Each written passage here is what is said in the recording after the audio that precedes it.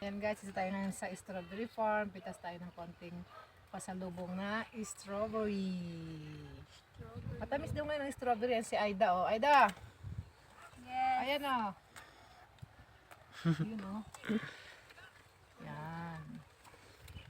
Namitas kami ng matamis para meron kaming pasalubong. Yan.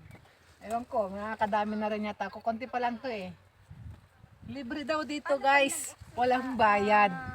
Ate. Mamimitas ka lang. It says 1 kilo.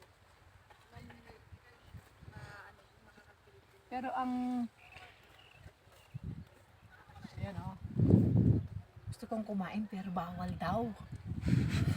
Pero hindi naman makikita ni ate pag kinain ko eh. Wala naman ditong CCTV. Okay na?